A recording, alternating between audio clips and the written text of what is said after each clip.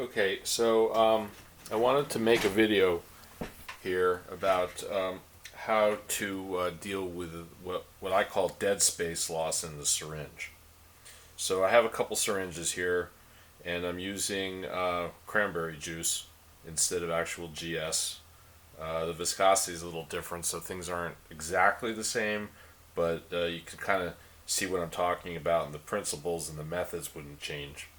So dead space, you can kind of almost see that there's some pink up in here. It's the space in the syringe between the end of the plunger and the end of the needle.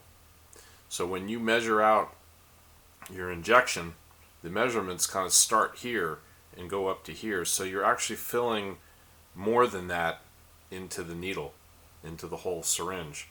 So you're getting your measured amount plus the amount that's in the dead space. So if you don't do something about that, then that GS is going to get wasted.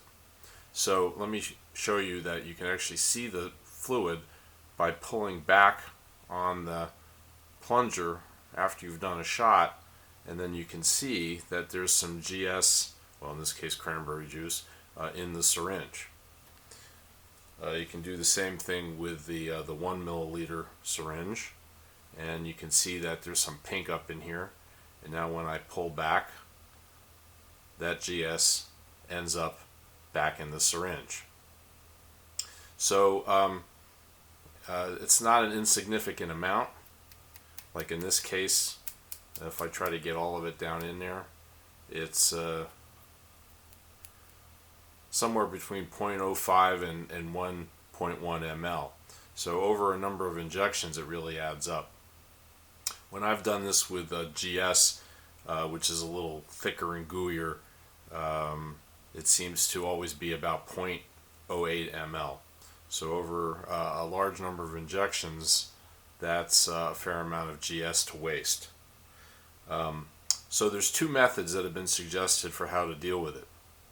The first one is to simply just do this: pull back, put the dead space back into the syringe, and then take the needle off. And then when you're ready to do your next injection, put a new needle back on. So you're reusing the same syringe. And this was suggested by one of the vet techs in our group, and maybe that's an okay way to deal with the dead space loss. The other method was suggested by our friend Jason Yu in China. So here's a syringe that's loaded and ready for an injection, and let's say I've just loaded it and I'm just about ready to do the injection. But before I do the injection, I pull back on the plunger and add some air. Now you don't want to add too much air. Ideally you want to add just about exactly the same as the amount of the dead space, so about 0.1 or at most 0.2 ml. So now when you flip the needle over and you're ready to do your injection, that air bubble ends up at the top. So now when I go to do the injection, hopefully everybody can see this. So the air bubble stays at the top, and then at the end of the injection, the air bubble pushes all of the fluid out of the dead space and into your patient. So that brings up kind of another issue, and that's that when you handle the dead space by pushing it out with some extra air, there's really two ways you can do it.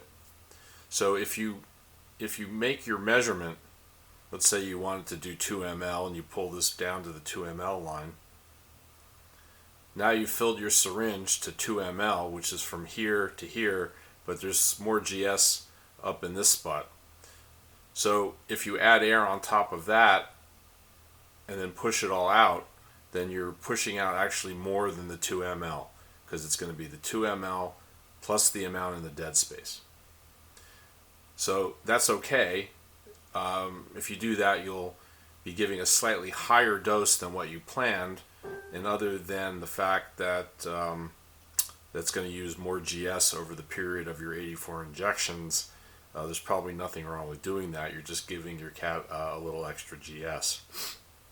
Since the dose range goes from anywhere from 5 to 10 milligrams per kilogram, adding a little bit at the end of each injection to get to displace the dead space is probably better off to use it, put it in the cat, than just waste it or throw it away.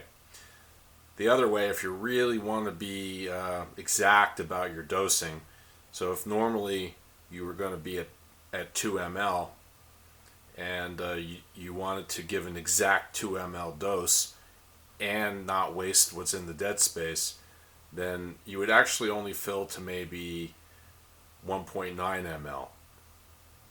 And then now when you add your air back, you're going to basically, you're estimating that there's 0.1 ml up in here, and that gets added to the 1.9, and you end up with your 2 ml. So hopefully that's not too confusing and it makes sense. And I'm always willing to answer questions. So look for me in the group, and hopefully that helps you get the most out of your bottle of GS.